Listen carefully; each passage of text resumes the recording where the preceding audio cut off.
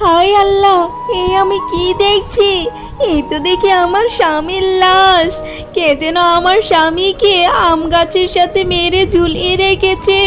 তোমরা কে কোথায় আছো? শিগগির এদিকে আসো।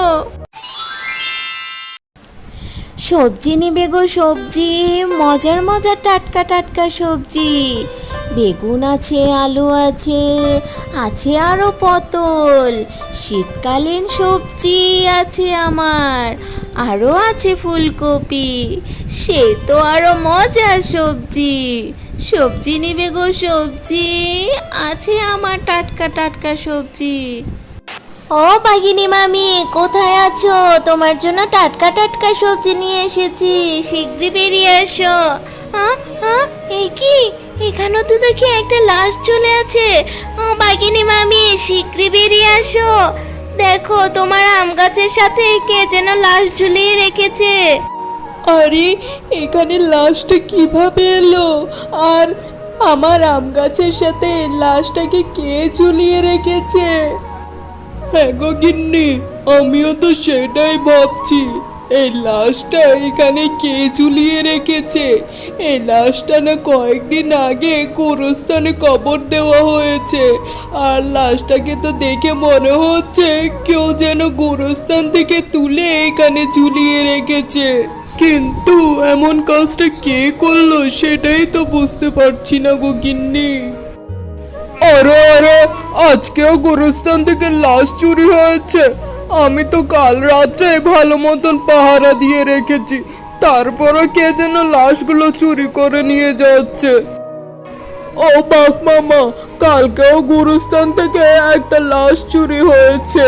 প্রতিনিয়ত এইভাবে অনেকগুলো লাশ চুরি হচ্ছে। আমি এত ভালো করে পাহারা দিই, তারপরও কে জানি এই লাশগুলো চুরি করে নিয়ে যাচ্ছে। আমার তো ব্যাপারটা খুব সুবিধার মনে হচ্ছে না গো বাঘ মামা।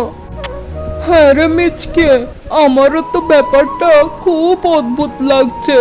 লাশগুলো চুরি করে আমার বাড়ির সামনে আম গাছের সাথে ঝুলিয়ে রাখছে।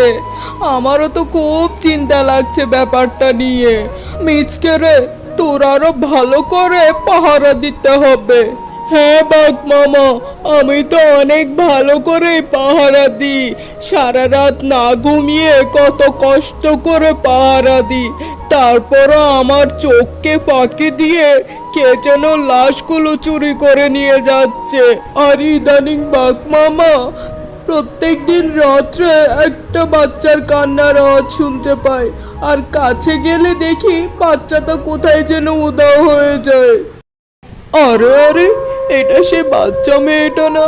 আজকেও দেখি ওখানে বসে বসে কান্না করছে।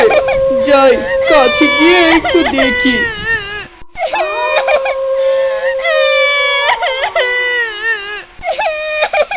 এরপর মিচকে বাচ্চাটার কাছে যেতেই বাচ্চাটা কোথায় যেন উধাও হয়ে যায়।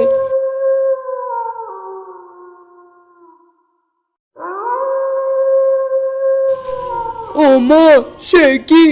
বাচ্চাটাকে তো এখানেই বসে কান্না করতে দেখলাম, এখন হঠাৎ করে কোথাও উধাও হয়ে গেল। নিশ্চয়ই আমার মনের ভুল। আমার ইদানিং কি যে হচ্ছে না, কি সব আবুল টাবুল যে শুনতে পাই, আল্লাহই জানে।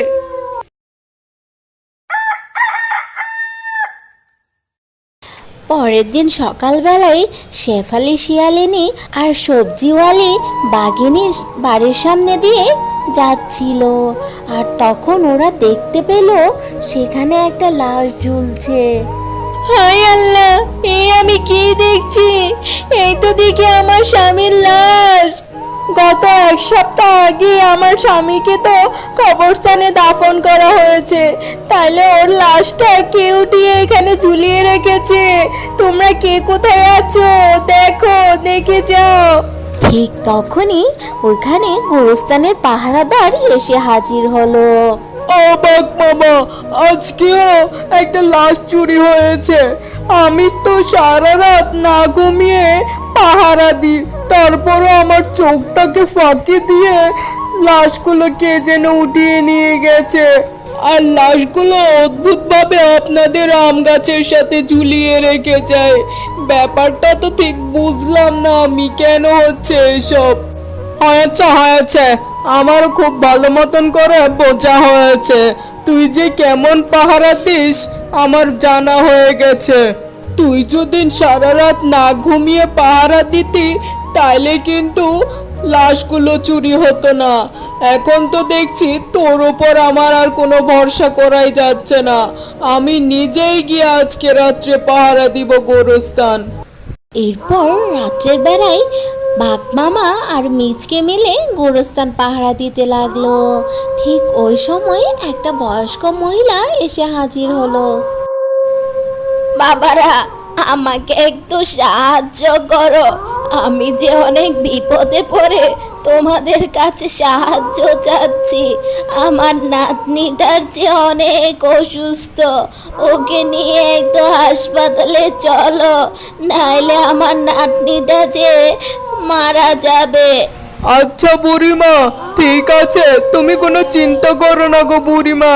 তোমার নাতনিটাকে আমরা এক্ষুনি হাসপাতালে নিয়ে যাচ্ছি, চলো। এরপর ওরা তিনজন কিছু দূর যেতে বুড়িটা কোথায় যেন গায়েব হয়ে যায়। আরে বাঘ মামা, হঠাৎ করে বুড়িমাটা কোথায় গায়েব হয়ে গেল? কি হচ্ছে কি এসব আমাদের সাথে এই কয়েকদিন ধরে? কি গো বুড়িমা, তুমি আমাদেরকে মিথ্যে কথা বলে আমাদের চোখকে ফাঁকি দিয়ে এখানে এসে তুমি লাশ চুরি করছো? তাইলে এতদিন তুমি এই গোরস্থান থেকে লাশগুলো চুরি করে নিয়ে যাচ্ছ আর নিয়ে বাঘ মামার বাড়ির সামনে আম গাছের সাথে ঝুলিয়ে রাখছো, তাই তো? ঠিক ধরেছি তোমাকে, আজকে তোমার রক্ষে নেই বুড়িমা।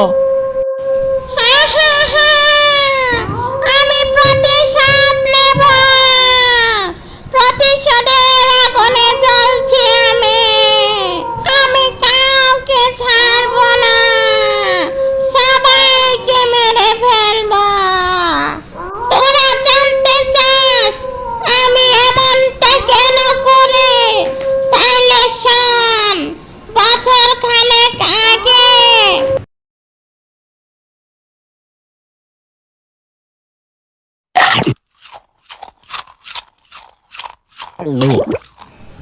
এই ছোটলোকের বাচ্চা, এই তোর কত বড় সাহস!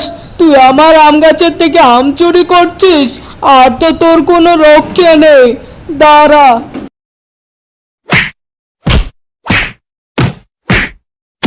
বাঘিনী কাকি, আমাকে ছেড়ে দাও, আমার যে খুব লাগছে, আমাকে ছেড়ে দাও বাঘিনী কাকি। এরপর বাঘিনী বাচ্চাটাকে নির্মমভাবে পিটিয়ে ওখানেই মেরে ফেলে। আরে বাচ্চা তো মরেই গেল। এখন যে করে হোক বাচ্চার লাশটাকে কোথাও লুকিয়ে দাফন করে দিতে হবে, নাইলে তো গ্রামবাসী জানতে পারলে অনেক ঝামেলা হবে। আমার নাতনিটা যে কোন সকালবেলায় বেরিয়েছে ঘর থেকে, এখনো তো ফিরল না। আর আজকে ওর জন্য মনটাও কেমন কেমন করছে। যাই দেখে আসি, আবার কোনো বিপদ হলো নাকি।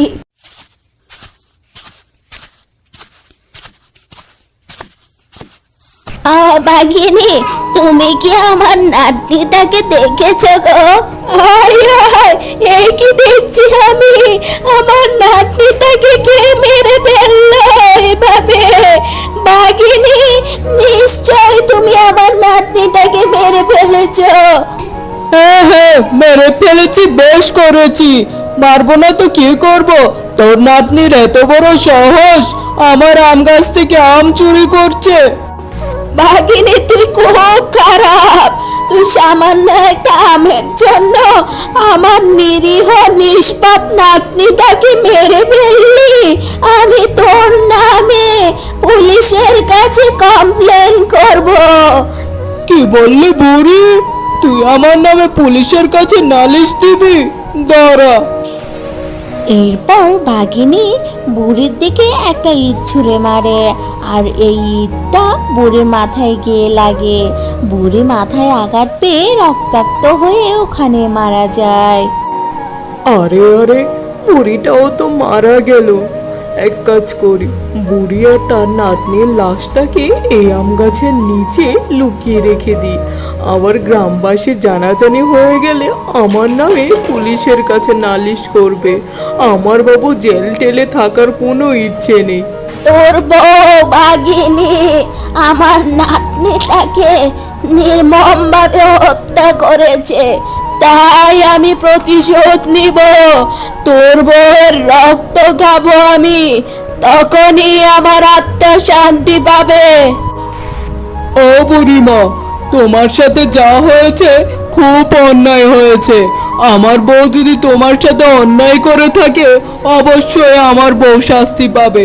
তুমি কালকেই আসবে আমার বাড়িতে, আর আমি আমার বউয়ের শাস্তির ব্যবস্থা করব।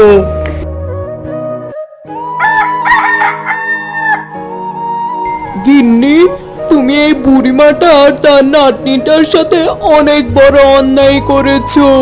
তাই তো এই বুড়িমাটা প্রতিশোধ নিবে বলে কবরস্থান থেকে লাশগুলো তুলে আমাদের আম গাছের সাথে ঝুলিয়ে রেখেছে। হ্যাঁ হ্যাঁ হ্যাঁ, তোর বউকে আমার হাতে তুলে দে, আমি ওকে শাস্তি দিব। ভাগিনী, আজ তোর রক্ষে নেই, আজ আমি তোকে মেরে ফেলবো, তোর রক্ত চুষে খাবো আমি। এই নে, আমি তোকে আগুনে পুড়ে মারলাম। ও বুড়িমা, আমাকে ক্ষমা করে দাও, আমি অনুতপ্ত। আমি জানি আমি তোমাদের সাথে অনেক বড় অন্যায় করেছি। আমাকে ক্ষমা করে দাও বুড়িমা। আমি তোমাদের সাথে যা করেছি খুব অন্যায় করেছি। তুমি আমাকে ক্ষমা করে দাও বুড়িমা, ক্ষমা করো।